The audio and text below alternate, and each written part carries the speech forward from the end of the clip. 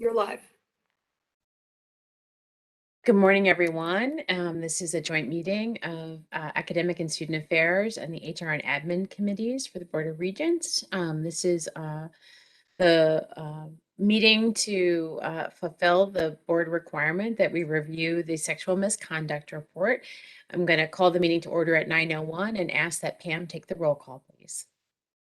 Thank you, Chair Howery. I'll do each of the committees individually, so you might hear your name twice. For the Human Resources and Administration Committee members, Chair Howery. Here. Regent Balducci.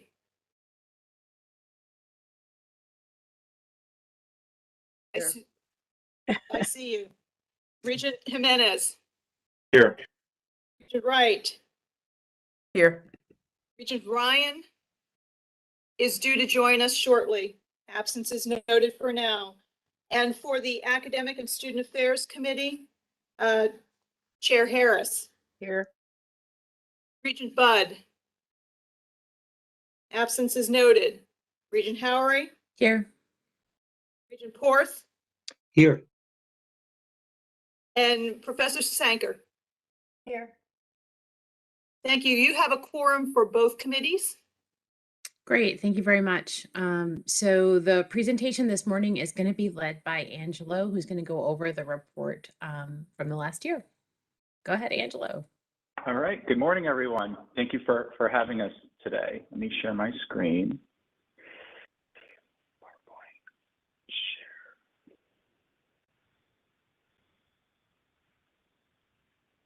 Hopefully you can all see this PowerPoint. Yes, we can. Okay, great. Getting a little bit of a feedback echo. I don't know if it's just me. It looks like it went away. Okay, so good morning, everyone. For those of you, I think I know everyone on the call, but those that might not know me, I'm Angelo Simone. I serve as the Executive Director for Student Relations and Compliance and our Title IX Coordinator for the CSU system. Together with me today, I have Colleen Kearney, who works with me.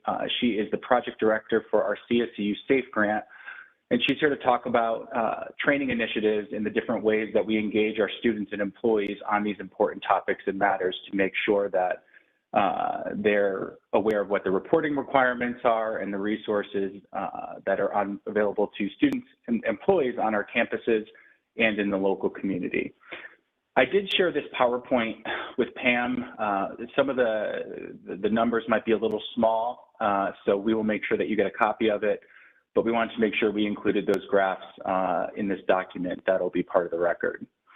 So two terms that really are important for us to just make sure that we are familiar with is the difference between a report and a disclosure. And I'm sure that you're all familiar that we track the number of reports, meaning the official request from one of the colleges or universities to formally look into something or start an investigation regarding an allegation of sexual harassment, where the complainant asks the institution to do something or to look into something formally. At the time of the formal filing of this complaint, as it relates to a report, the complainant must be participating or attempting to participate in an education program or activity of one of our institutions. So those are the specific parameters with regard to a report that are laid out in our policy that the board approved back in 2020. Disclosure is the receipt of any communication of an incident of sexual misconduct that is not accompanied by a request for an investigation or adjudication by the university or the college. So what that is referring to is, maybe a student was assaulted 20 years ago or as a child, and they're just looking for supportive resources, either on the campus via counseling or health services, or they're asked for academic accommodations, or they're asked to connect with community providers for counseling and mental health assistance. So no formal investigation, but there are supportive resources that are offered to the complainant or the victim in the event that they request them. So in terms of our numbers, for 2020, in the midst of the coronavirus COVID-19 pandemic and our institutions abruptly closing, like many did across the country, if not across the world, our numbers were lower than we typically might expect from a regular year where our colleges and universities are open, the full academic year. In 2020, there were a total of 28 reports of sexual assault 7 reports of intimate partner violence, or IPV, and 7 reports of stalking, for a total of 42 cumulative reports across the CSEU system. A further breakdown of this shows that at the Connecticut State University Central, Southern, Eastern, Western, there were a total of 28 sexual assault reports of that total number, 7 IPV reports, and 5 of the 7 came from the CSUs with regard to stalking. 2 of the 7 were at the community colleges, and Charter Oak State College reported 0 reports of any of these types of violations on their campus. This is the breakdown in terms of what it looks like in terms of category and total reports across the campuses. I have to move this picture box so I can see the numbers. Whoops. So as you can see, the bulk of these cases, as I just mentioned, came from the Connecticut State Universities. And then, you know, the Western had 5, Southern had 10, Eastern 14, and Central 11. And then we had 1 case at Norwalk and 1 case at Gateway.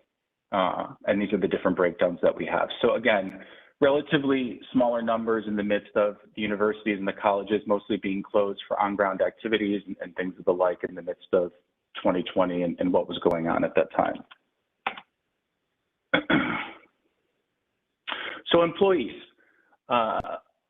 with regards to the year 2020, we had 4 reports of sexual harassment, 1 report of stalking, and 1 of sex gender-based discrimination, and 1 report of sexual misconduct, for a total of 7 reports across the system. 4 came from our community colleges, 3 were from the Connecticut State Universities, and then again, no reports at Charter Oak State College. And this is their breakdown in terms of employees with the campuses, the category of violation, and then the total reports. The other thing that's important to note here, you'll see the column that says respondent connected to the institution.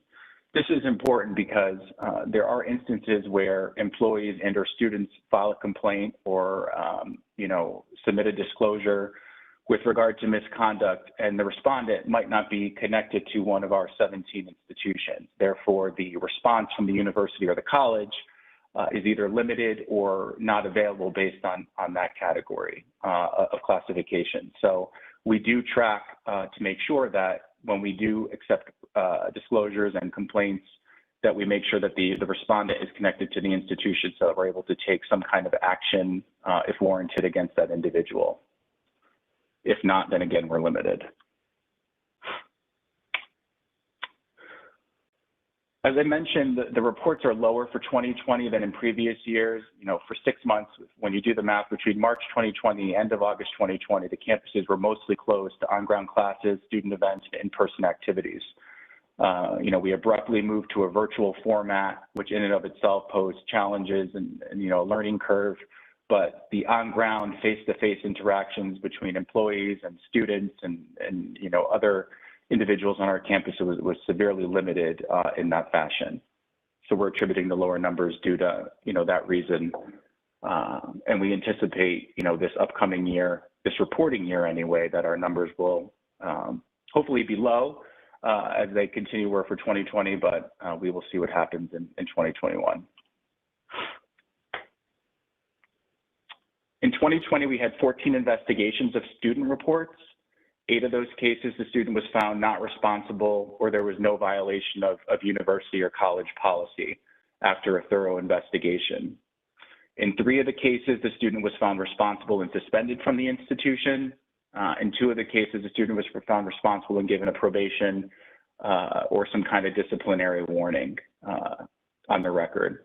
There was 1 appeal that was system-wide, and the decision was upheld in that case. And I wanted to make a special note here. Some of our reports did not remove to an investigation due to the complaint and not wishing to proceed. You know, maybe a student originally disclosed to the campus Title IX coordinator that they wanted to proceed with a formal complaint and initiate an investigation. You know, maybe for a variety of reasons, 2 weeks later or a month later, they came back and they asked the university or the college to stop that process. In most cases, the university or college will grant that request unless there is a threat to the health and safety to the campus community, students, or employees. In that case, after that threat assessment is done, If there is a threat to the campus health and safety, they would move forward with an investigation, even if the original complainant did not want to participate. And then this shows our disciplinary case outcomes for students. I know there was some interest in learning what some of the violations equated to in terms of the campus-based disciplinary resolutions with information to the appeals, and this further breaks it down by our campuses and institutions here. And these are all, this information is all required as it relates to students for our state reporting guides. Every October, we submit to the Connecticut legislature our 1411 reports, which denote each campus status for sexual misconduct investigations, adjudications with these similar categories in terms of disciplinary outcomes, appeals upheld, and cases dismissed. So we'll show you a link to that later if you're interested in taking a look at the individual institution reports. This is a culmination of those reports. 2020, there were 4 employee investigations. In 3 of those cases, the employee was found not responsible or they were not in violation of the policy. In 1 case, the employee was found responsible and suspended, and there was 1 appeal system-wide, and the appeal was sustained as it relates to employees. During the COVID-19 pandemic over the past 18 months or so, we have spent some time putting some additional resources on the system office website to build that out a little bit in terms of our general counsel's office. And we have created a page for Title IX at CSU. And what this has allowed us to do is talk about the background to Title IX, link it to our board approved policies, also give people access to our grievance procedures, which are in effect for employees and students across the 17 institutions in the system office, and also talks about who the Title IX coordinators are. There was feedback that students needed, one-stop shopping in terms of knowing who these points of contacts are for the system and then for the individual campuses. So we wanted to make sure that students could easily, and employees could access this information in one central place on the system office website and talk about the different initiatives and training endeavors that we have across our system. So if you haven't taken a look at this website yet, it might be a good resource. We've also partnered with the SUNY State University of New York, the Student Conduct Institute. All of our institutions are a member of this organization, and this is the agency that we use for digital live training and in-person training once that gets back to normal occurrence for Title IX officials, disciplinary officials, for students that are serving on student conduct boards, and for our employees that participate in trauma-informed investigations and adjudications. So this allows us to track those trainings, make sure everybody is in compliance, and also provides additional resources to the campuses that they wouldn't normally have access to. And this is a system office membership that we continue to hold. So that is on Title IX at the system office website. And then if anyone wants to take a look, I know there might have been some interest in terms of where these 1411 sexual violence reports are. Every institution of higher education in Connecticut is required to file one of these. This is the website where they're all listed. So you're able to just come here and, if you want to take a look at their document, you're able to see the different reports from the different universities and colleges within our system. So those are publicly published every October of every year. I also want to briefly mention Timely Care.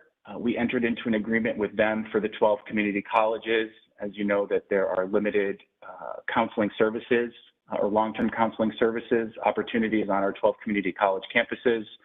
Timely Care was an endeavor that we pursued due to the large mental health resource need across the community colleges. And this allows for any community college student across the 12 colleges, whether registered for one class or a full load, full-time, part-time, matriculated or not, access to 24/7 telehealth services for both health reasons and mental health counseling concerns. Students get up to 12 individual counseling visits, and this includes visits that relate to victims of sexual assault, domestic violence, stalking, and it also offers on-demand medical visits. So a student could present themselves on this app through their telehealth platform, and they're able to be seen by a medical provider and that person is able to, diagnose the medical issues and prescribe prescriptions for non-narcotic medications, and allow the community college students to have access to both healthcare and mental health resources that they normally wouldn't have without timely care. So we're very excited about that. And again, this is in conjunction with our on-ground counseling present at the 12 community colleges, not to replace them, but to supplement where we have such a large need with what's gone on in the past year or so in terms of the COVID-19 pandemic. So we are excited about that resource for the community colleges. And now I will turn it over to my colleague, Colleen Kearney. Hi, good morning, everyone. Can everyone hear me? Okay. Great, thank you. Thank you so much for having me today. Thanks, Angelo. My name's Colleen Kearney. I'm the project director for the Connecticut State Colleges and Universities SAFE grant, which is a grant from the Office on Violence Against Women, and that's a part of the Department of Justice. And it includes all of CSU, so all of our schools have been a part of this project. So I want to talk a little bit about the training opportunities that we have been able to give to the schools. Angelo, do I have the, oh, thank you. So in 2020, the CSU campuses participated in a variety of trainings, and I think we were able to get one in-person event in before everything shut down in March. So that was good. But since then, we've really been doing everything virtually. In 2020, we had 96 staff complete 22 hours of training, and we like to give a variety of topics so that our employees are able to learn about different aspects of sexual misconduct, dating violence, domestic violence, and stalking. So we do have a big focus on prevention, but also response. So some of those training topics include preventing and responding to intimate partner violence, stalking on campus, the neurobiology of trauma on survivors of sexual violence. Trauma is a big part of a lot of our trainings. We want to make sure that our staff are aware of just how a student may present themselves if they have been assaulted. They may, seem like they can't remember things. They may seem a little scattered, or maybe they don't want to talk right away. They may come back a few times to talk. There's a lot of things that go into, what can happen to someone after they've been assaulted. So we do a lot of trauma work with employees in terms of training. We also talked a lot about supporting survivors who are part of the LGBTQ plus community.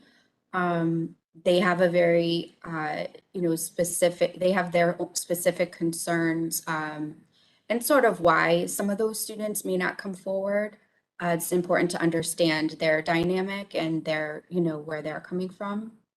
We also did training on bystander intervention, which is a really important piece of preventing these crimes, is, how to safely intervene in a situation where you may see something happening. Safety, of course, is a #1 priority, but we do feel that, many of these cases can potentially be prevented if someone were to say something, even just to interrupt someone or try to distract from a situation. So we do a lot of work on that. We also had a training for determining the dominant aggressor in intimate partner violence cases. That was for our campus police and security. And that's to really look at if you have a situation where you see maybe two students who you think may be acting violently toward each other, how to basically determine, what was one of them defending themselves, how that situation came about. We also talk about the Violence Against Women Act and the amendments to the Clery Act, and also supporting student survivors with disabilities. We also, like Angela mentioned, did a lot of training through online modules and live virtual trainings from the SUNY Student Conduct Institute, and really looking forward to having SUNY come to Connecticut as soon as it's safe to do so and get some in person. Maybe in 2021, we can look forward to that. That would be really exciting. we had 150 staff complete over 330 hours of training on Title IX topics through the SUNY SCI. And for students, we are still working with a program called Not Anymore, which is an online program. It's video-based. And the program really looks at student testimonials. And instead of going through a lot of reading and just clicking buttons, it's really interactive. So it talks about sexual assault and stalking and bystander intervention, but it does so in a really conversational way where, you know, students feel that they're not just clicking boxes and reading things. And, you know, it also has a piece about our policies and procedures. So students do read through that section, and they can click and acknowledge that they understand and that they've read the policy procedures. There's also a trigger warning, if you will, that is, you know, anytime there's going to be a scenario where a student's going to speak about sexual misconduct in any way, there's a warning so that students who have been, who are survivors can kind of click off of that if they feel it's going to be a little triggering for them. So we had over 27,000 students trained in the Not Anymore program in 2020. The other program that we used for students was something called Bring in the Bystander, which I mentioned in the employee training. But it's an evidence-based curriculum. Both students and employees can benefit from bystander intervention, so we do use it for both. And this really uses a community of responsibility approach. So just kind of talking with students about it's everyone's responsibility to prevent these crimes. Even if it's not happening to you, it could be happening to someone that you know, someone that you love. And just maybe doing something very small could potentially prevent violence from happening. And they do this through a lot of role playing, interactive activities. And the goal really is to build empathy for survivors, and so that students will feel more empowered to reach out and do something if they see a situation occurring. So we had over 1,400 students participate in Bringing the Bystander in 2020. The other thing I wanted to mention that's really important is related to training, but it's really our community partnerships, the people and the organizations that the CSU schools work with. Sometimes, you know, on a daily, could be weekly basis. All of our schools hold formal memorandums of understanding with the community sexual assault and domestic violence program in their area. And additionally, we work with CCADV, which is the Connecticut Coalition Against Domestic Violence, and the Connecticut Alliance to End Sexual Assault, or the Alliance as they are called sometimes. They're huge partners of ours. CCADV and the Alliance are the statewide coalitions that work to eliminate sexual assault and domestic violence in our state. So they're great partners. They work with us in a lot of different areas.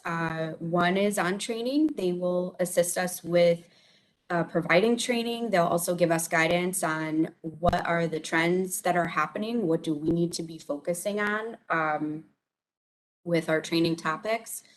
They also provide a 24/7 hotline in both English and Spanish to our students and employees that they can call anytime if they have a question, if they want to talk, if they need assistance.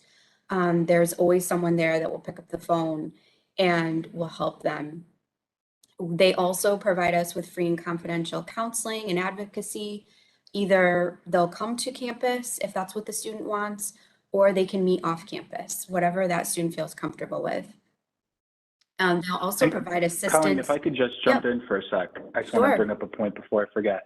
This is important in our community partnerships because, as you know, our community colleges, in terms of our staffing levels, wouldn't be able to meet the need necessarily on a daily basis with the, interacting with some of these concerns. So these community partnerships are extremely important. And I wanted to mention, with regard to the online training, at the end of each training, depending on which institution you attend within our system, it gives the local resources that are available, on the campus, so there's a staff person that the student can connect to if they want to follow up or have additional questions or need additional support in person on campus, additionally to the campus, the off-campus resources. So whether it's Bridgeport or Danielson or Manchester, it gives the student geographic specific information that they can go look into and find in terms of off-campus support and after-hours support, especially when the colleges are closed, you know, on holidays and after hours.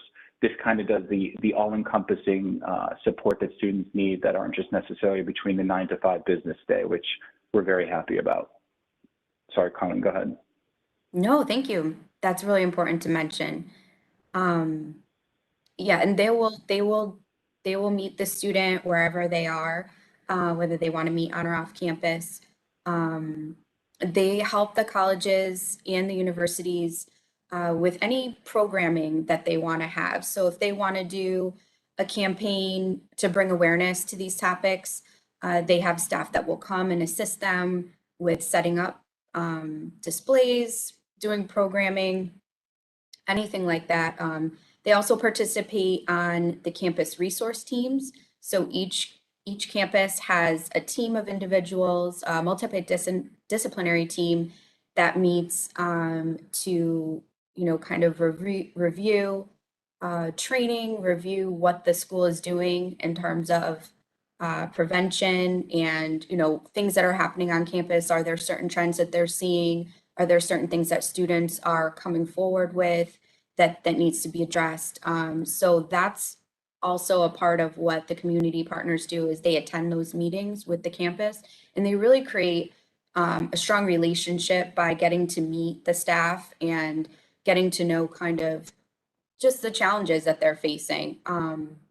It's really important. They also will assist students with any hospital accompaniments if that's needed. And they'll also assist with navigating criminal and civil court proceedings. So whether a student wants to file a protective order or restraining order, or whether they just want someone to go with them just to be an advocate for them if they're involved, you know, in any court proceedings. So there's really a lot that they do, and they really have a close relationship with our schools that's developed over the last, I would say, 5 years, more and more. And, you know, and it's a mutual and beneficial relationship. I think they enjoy being a part of the campus communities and being a part of, you know, events that are happening and things like that. So I just wanted to mention that. I know it doesn't go specifically into training, but it's important, you know, in terms of the overall picture of what's happening.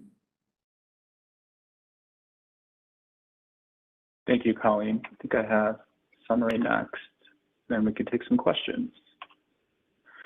So just in summary, CSU, Connecticut State Colleges and Universities, we have a comprehensive Title IX plan. It's evolving, it's changing, we're monitoring whether it's federal law changes, state law changes, best practices, and we make adjustments and pivot as needed to make sure that our students and employees are getting up-to-date resources, access to information, and access to support as needed on a daily basis.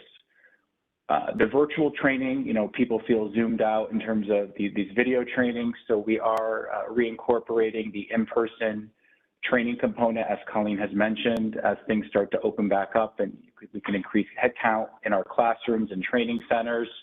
So we are excited about reuniting with people and doing some in-person trainings. The community partnerships, Colleen does a great job working with them and making sure that they're connected to the local campuses in the geographic area and really providing that additional support to students and employees as needed. The counseling and advocacy services are also very important. We're excited about the Timely Care partnership, and we'll be monitoring those statistics in terms of usage and campus usage to see if this is something that will continue on in years to come. Currently, we're in a 2-year contract with them, and that was supported by her funding for the 12 community colleges. So we'll be paying special attention to that. And then really the system office, in terms of providing resources to our campuses, I offer, I think, as many of you know, case triage and consult between the system office as the Title IX coordinator for the system and our state universities, community colleges, and Charter Oak.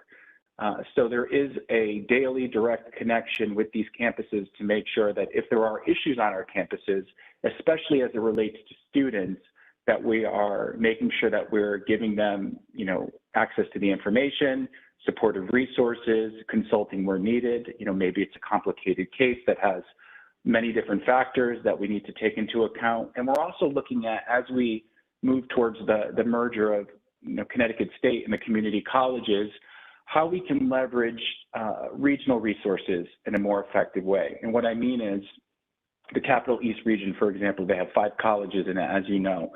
Maybe Manchester doesn't need to have an adjudicator, a hearing officer, an appeals officer, and others. Maybe Manchester could have one of those, and then, Three Rivers could have a hearing officer, and they can use these different individuals on the campuses instead of having, one person on each campus do everything, to kind of spread out the wealth and make sure people are trained in subject matter areas that they're interested in, that they're familiar with, and kind of utilize the different campuses to assist with Title IX investigation, Title IX hearings, and Title IX appeals.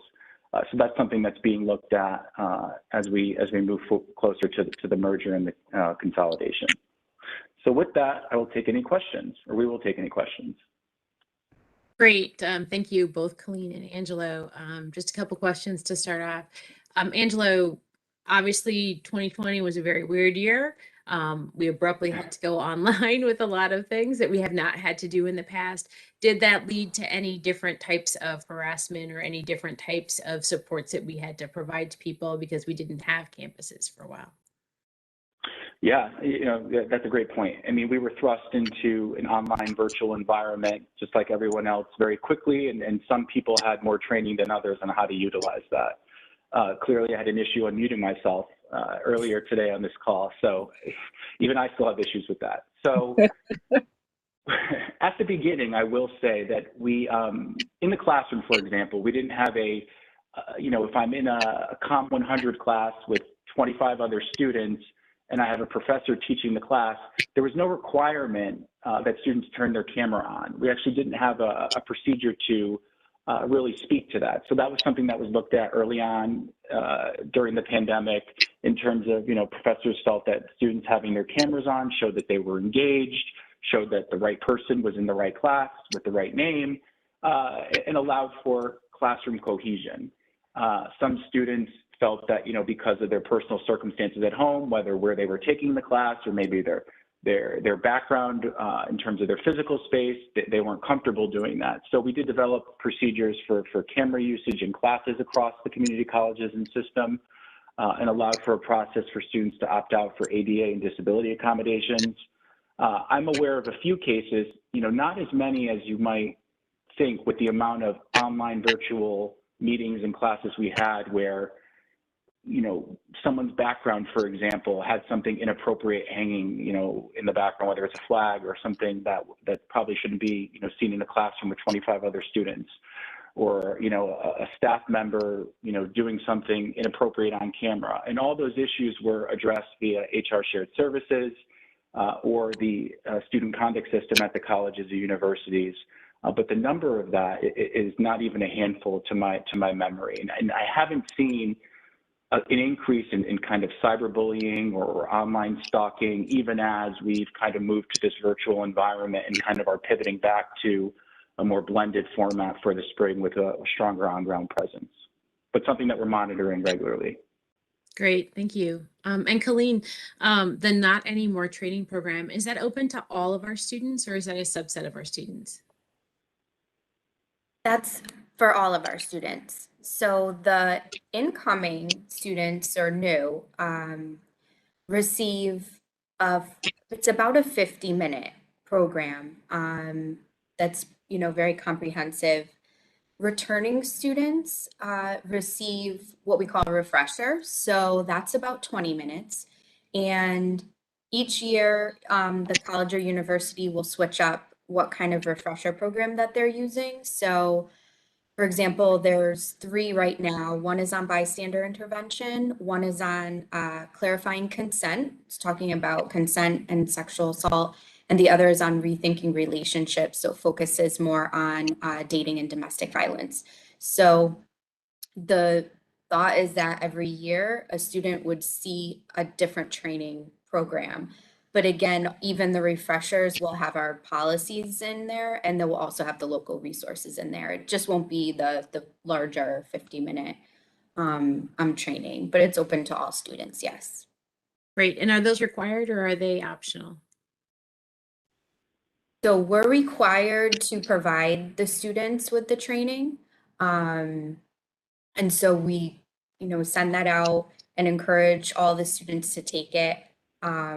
There's no penalty, so to speak, right now for a student who doesn't complete the training. But I will also say that, Southern Connecticut State University comes to mind. So they supplement the required virtual training, the not anymore training, with in-person training. So the universities have some additional resources in terms of women's centers on campus and victim advocates that they employ. So they either give the student the option to complete the online training or do it in person, or a combination of the two. But it is a requirement that we use at the 17 schools and really use a kind of a combination of incentives and ways to get students engaged to do it. And our compliance numbers across the system are very good. I mean, 50 minutes is a while sometimes for students to complete, but the information is important. The refresher, we generally see a much higher response rate because of A, they already know most of the information, and B, it's more of a condensed version of the full version. Great, thank you. Chair Harris, did you have questions you wanted to add as well? No, I think they were actually answered in that response. I was curious about if students have to take it and how many do. So I think that answers my question. And I guess there's no way to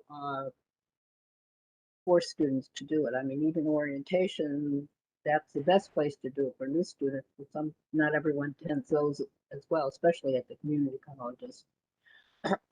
I do want to make one comment while I have the mic.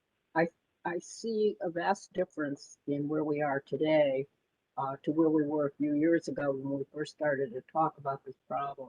And so I want to thank Angelo for the work he's doing, because I think we're making good progress, and we'll really see how effective we are next year when we get a report once students are on campus, to see if those numbers kind of stay a little bit lower than they were before. So thank you, Angelo, and your team. Thank you.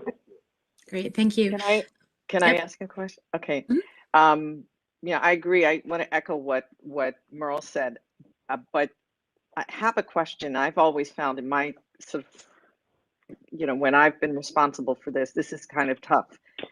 To say if the numbers are stable or going down doesn't necessarily mean that we're doing better, because what you want to do is encourage people to sort of raise their hand or seek help if they're a victim.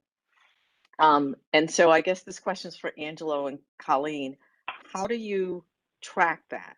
Do you solicit input from staff, employees, administrators, and in particular students, to find out if, sort of what you've done, which is a tremendous sort of improvement over what I've seen over the years? How do you know if it's reaching the audience that it needs to reach, and if in fact sort of we're addressing the issues that we intended to address? Yeah, no, that's a great point. So decreased numbers are not necessarily a good thing. I think for 2020, they were decreased because of being online in that virtual environment. But actually, years previous to that, our students and employees, based on what we've seen so far, feel comfortable reporting these types of incidences to our campus Title IX coordinators and student affairs offices and police officers. But we do encourage, and there are requirements for a campus climate survey. So I know Southern just embarked on a pretty comprehensive one last year, or last year actually. Central did one as well. And there are new requirements in the new state law that was passed that are going to require all of our campuses, community colleges included, to do a campus climate survey that will assess the the temperature or the level of, you know, the ability for students and employees to report on the campuses on an annual or regular basis. And it actually will require us to review those results, which we're already doing, but in a more comprehensive way, so that, you know, our community colleges could compare their data to a school like Albertus Magnus or Fairfield University. So we're all asking the same similar set of questions to get data that we can compare with one another to see how our different colleges and universities across the state can do better or enhance their processes and procedures. I would say that today, 2021, we have more avenues. We have, whether in person or electronically, we use Simplicity, which is our online platform for Title IX reporting across the system. We have anonymous reporting, whether it's through the Simplicity platform or through our police departments for those campuses that have sworn police departments. The information that goes out to our campus communities is large, and the receipt of feedback that we've received so far, I think, is pretty indicative of the work that we're doing. Obviously, there's always room for improvement, and we do look at those survey results and focus groups and feedback we get from students and, you know, the people that do this work on a daily basis on the campus, whether it's student affairs, Title IX, student conduct, and take those into account. And, you know, some of these partnerships did not anymore. The SUNY SCI came from direct campus feedback that they needed cohesive ability to be trained on the subject matter to be able to do their Title IX jobs effectively. And we as a system, in terms of, you know, the general counsel's office, wanted to make sure that what they were using was effective and what we were doing was being congruent and providing consistency across the schools. Because, as you know, we don't want the experience at Housatonic to be different than the experience at Manchester as relates to Title IX. We want the policies and the procedures and those activities to be the same and you know, applied across the system, especially because students are cross-registered at multiple institutions. So by, you know, engaging these resources, we were able to give some parity of services and make sure that we were meeting all the federal and state requirements and really going above and beyond the best practices to make sure that they had access to this comprehensive training model, which we're continuing to expand. But duly noted, I agree, Elise. Great. I see Kalina, Dr. Sasenker has her hand up. Did you want to go next? Sure, thanks. This is just a reporting issue, and I may have missed something, but are there any like categories of our CSCU community that don't show up on these reports? Because I noticed that they're by college, or college and university.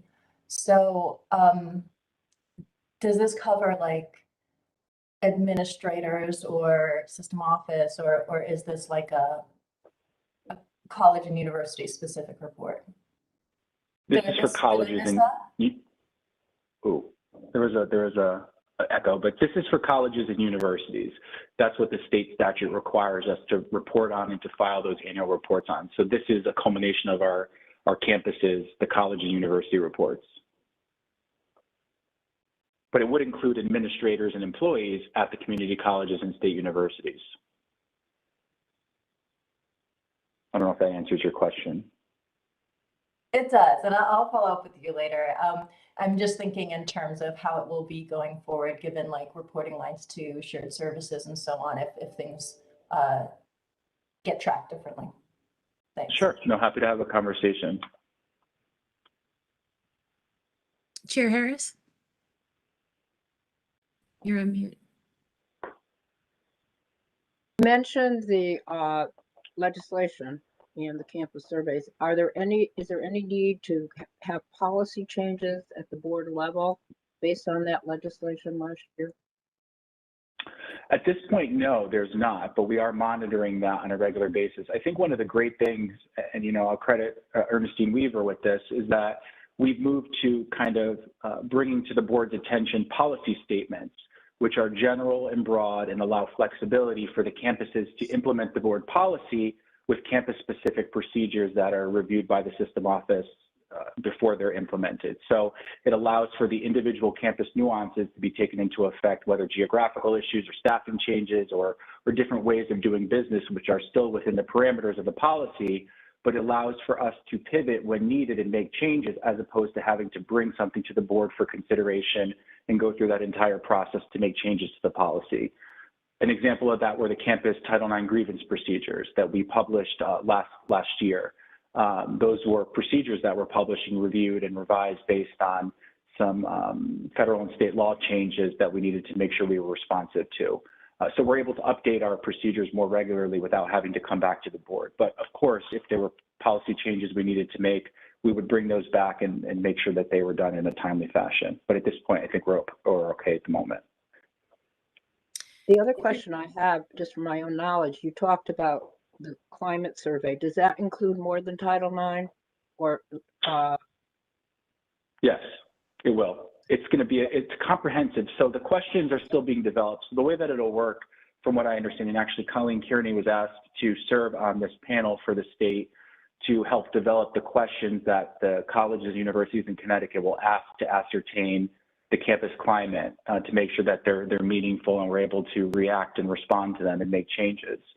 But it'll talk about Title IX. It'll talk about general campus climate issues that don't relate to Title IX. It'll talk about access to resources, so whether it's like, you know, students with disability having access issues. There's a whole gamut of parameters and information that it'll cover. If you want, if it's helpful, I can send you Southern's, who just did the climate survey, and they actually just issued a report through Dr. Bertolino's office on some of the findings of what Southern's report showed. And I would imagine that our community college campus climate surveys would be similar, although not as expansive because they don't have the residential populations, but that might be a good guide if you're interested in seeing it. Happy to share that. yeah, thank you. I would be. Sure. Maybe send it to the entire committee if they don't want to see it. I mean, both committees, it's fine. They don't have to read it, but at least that way everyone will have it. Angelo, Sure. if you'll No, send it happy to to. me, Angelo will attach Perfect. it to the minutes. Will do. Thank you. Are there other questions or comments?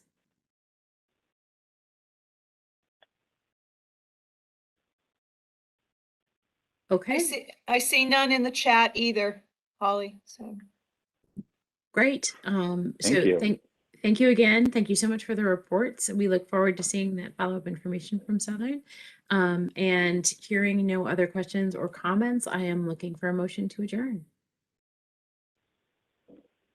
So moved. So moved. Second. Thank you. We're adjourned, everyone. Thank you. Have a great day. Thank you. Have Bye-bye. a great day. Thanks. Bye-bye. Bye-bye. Thank you. Thank you. Your live stream is stopped. And I'm shutting down